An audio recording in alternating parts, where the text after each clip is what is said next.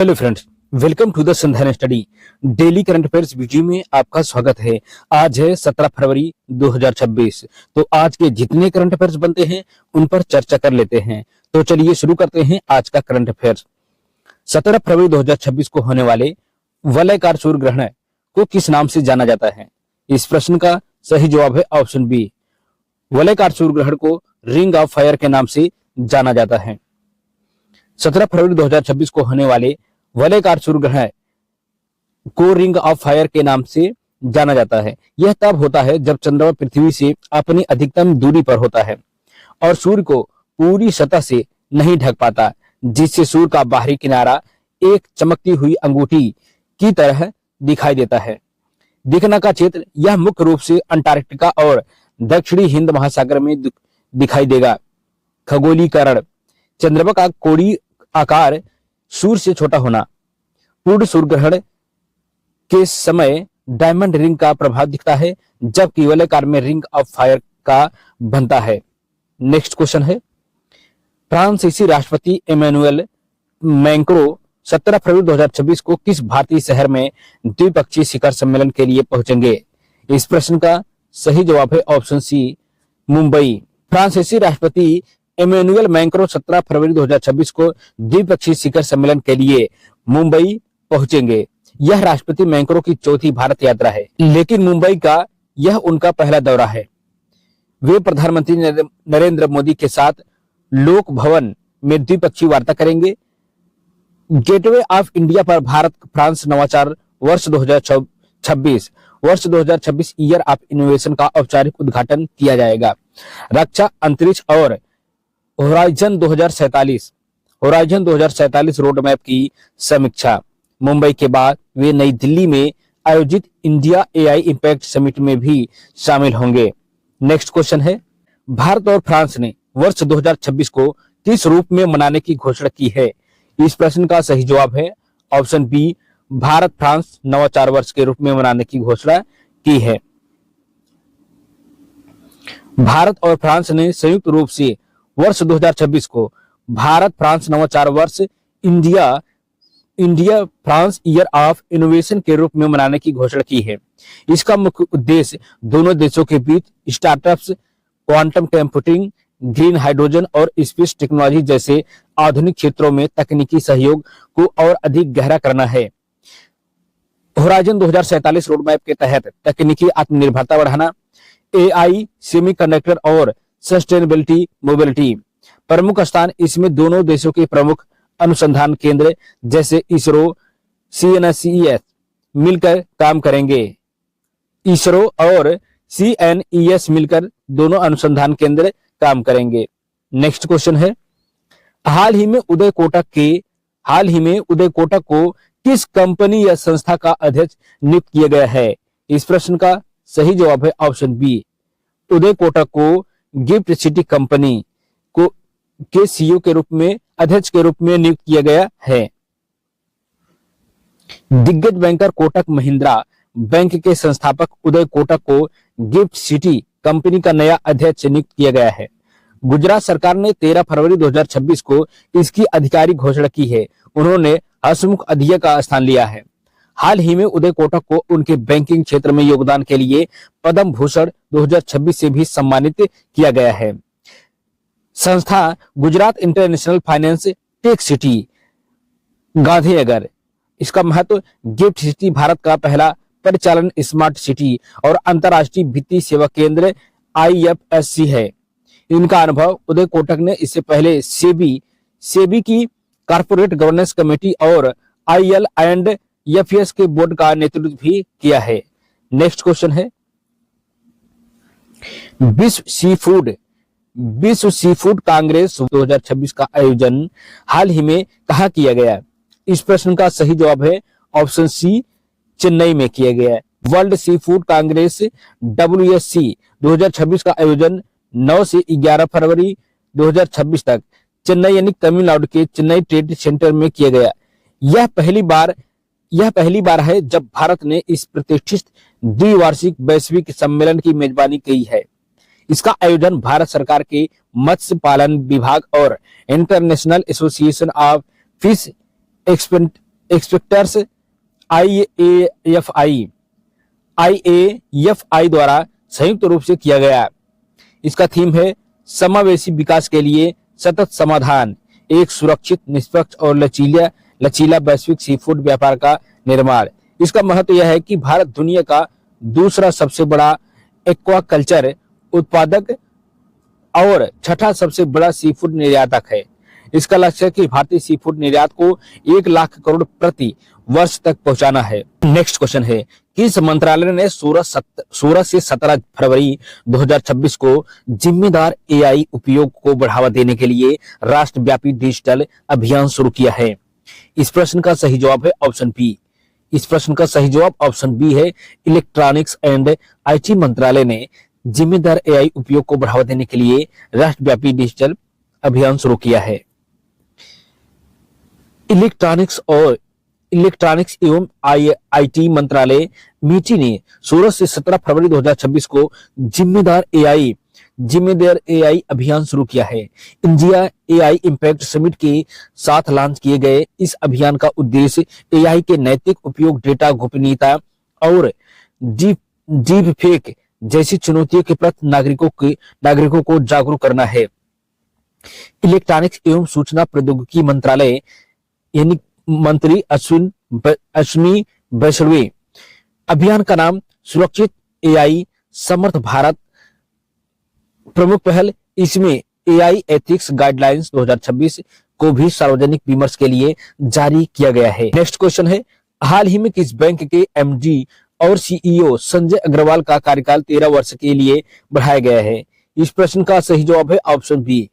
इस प्रश्न का सही जवाब option B, AU Small Finance Bank. भारतीय रिजर्व बैंक आरबीआई ने एयू स्मॉल फाइनेंस बैंक के संस्थापक एमडी और सीईओ संजय अग्रवाल की पुनर्नियुक्ति को मंजूरी दे दी है। हालांकि उनका कार्यकाल 3 वर्ष 19 अप्रैल 2026 से 18 अप्रैल 2026 तक के लिए लगातार बढ़ाया गया है, लेकिन वे 2008 से लगातार बैंक का नेतृत्व कर रहे हैं।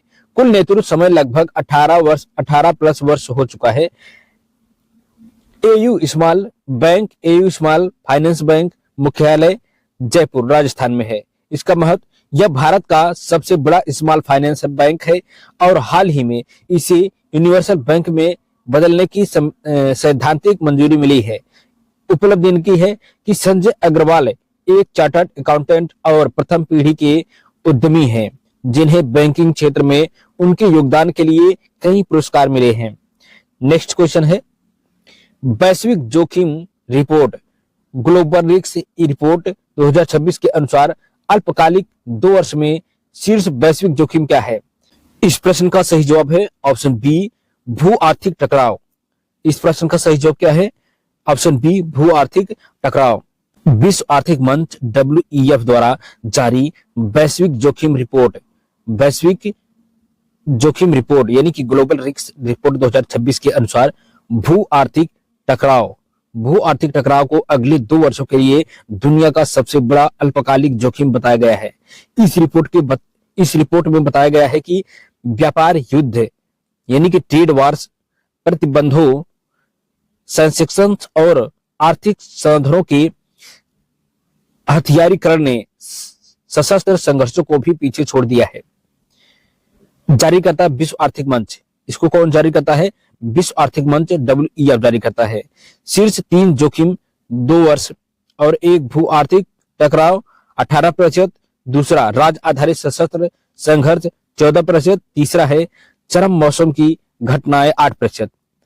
तो भारत के लिए मुख्य जोखिम रिपोर्ट में साइबर असुरक्षा को भारत के लिए शीर्ष जोखिम माना गया है। दीर्घकालिक जोखिम 10 वर्ष, लंबी अवधि में अभी भी पर्यावरणीय जोखिम जैसे जैव विविधता की हानि शीर्ष पर बने हुए हैं। नेक्स्ट क्वेश्चन है, 17 फरवरी 2026 को भारतीय नौसेना ने किस देश के साथ हिंद महासागर में वरुण 2026 अभ्यास के दूसरे चरण की शुरुआत की है? इस प्रश्न का सही जवाब है ऑप्शन बी, फ्रांस ने। 17 फरवरी 2026 को भारतीय नौसेना और फ्रांसीसी नौसेना ने हिंद महासागर में द्विपक्षीय अभ्यास वरुण 2026 के दूसरे चरण की शुरुआत की राष्ट्रपति इमैनुअल मैक्रों की भारत यात्रा के साथ हो रहा है। यह अभ्यास दोनों देशों के बीच रणनीतिक स्वायत्तता और समुद्री सुरक्षा सहयोग को प्रदर्शित करता है। इसकी शुरुआत भारत और फ्रांस नौसेना अभ्यास 1993 में शुरू हुई थी, जिसे 2001 में वरुण नाम दिया गया था। शामिल बल इसमें गाइडेड मिसाइल डिस्ट्रॉयर, फ्रीगेट और P-8I विमान हिस्सा ले रहे हैं। इसका महत्व यह है कि यह अभ्यास ब्लू इकोनॉमी और इंडो पैसिफिक क्षेत्र की स्थिरता के लिए महत्वपूर्ण है। नेक्स्ट क्वेश्चन है India AI impact summit 2026। India AI impact summit 2026 में किस एआई आधारित पोर्टल को किसानों की सहायता के लिए लॉन्च किया गया है? इस प्रश्न का सही जवाब है ऑप्शन बी। इस प्रश्न का सही जवाब क्या है? ऑप्शन बी, कृषि चक्र 2.0। इंडिया एआई इंपैक्ट समिट 2026 में किसानों के लिए कृषि चक्र 2026 पोर्टल लॉन्च किया गया है।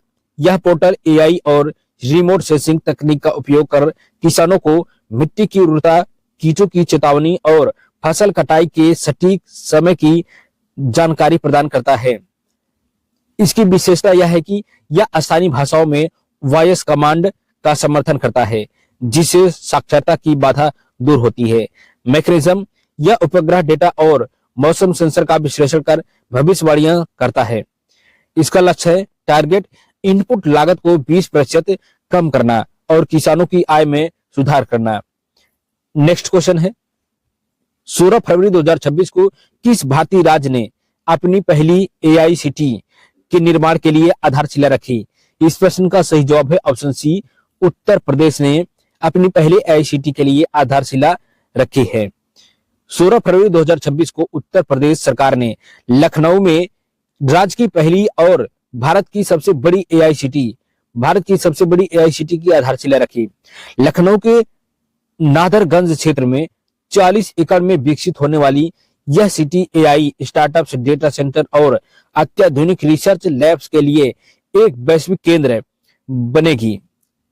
Nodal agency UP electronics corporation limited UPLC इस परियोजना का नेतृत्व कर रहा है। इसका उद्देश्य है कि उत्तर प्रदेश को $1 ट्रिलियन की अर्थव्यवस्था, $1 ट्रिलियन की अर्थव्यवस्था बनाने के लक्ष्य को गति देना है। सुविधाएं इसमें plug and play infrastructure, AI towers और नवाचार के लिए विशेष आर्थिक क्षेत्र SEZ शामिल होंगे। नेक्स्ट क्वेश्चन है 17 फरवरी 2026 को दक्षिण अफ्रीका के इस शहर में BRICS plus digital economy ministerial meet का आयोजन किया गया है। इस प्रश्न का सही जवाब है ऑप्शन बी, केप टाउन में BRICS plus digital economics ministerial meet का आयोजन किया गया है। कहां पर किया गया? केप टाउन में किया गया। 17 फरवरी 2026 को केप टाउन दक्षिण अफ्रीका में स्थित है। BRICS plus digital economics ministerial meet का आयोजन किया गया है। इस बैठक में भारत सहित ब्रिक्स प्लस देशों के मंत्रियों ने डिजिटल सार्वजनिक बुनियादी ढांचे DPI और देशों के बीच क्रॉस बॉर्डर डिजिटल भुगतान को सुगम बनाने के लिए एक साझा फ्रेमवर्क पर सहमति व्यक्त की है। फोकस डेटा सुरक्षा, आर्टिफिशियल इंटेलिजेंस, AI गवर्नेंस और सदस्य देशों के बीच डिजिटल डिवाइस को कम करना। भारत का योगदान, भारत ने अपने UPI और आधार जैसे सफल DPI मॉडल को वैश्विक स्तर पर साझा करने का प्रस्ताव रखा। इसका महत्व यह है कि यह बैठक ब्रिक्स के विस्तार यानी ब्रिक्स प्लस के बाद डिजिटल अर्थव्यवस्था पर पहली बड़ी मंत्रिस्तरीय चर्चा थी। तो डेली करंट अफेयर्स वीडियो में बस इतना ही। मिलते हैं नेक्स्ट वीडियो में, तब तक चैनल को सब्सक्राइब, लाइक, शेयर जरूर करें। धन्यवाद।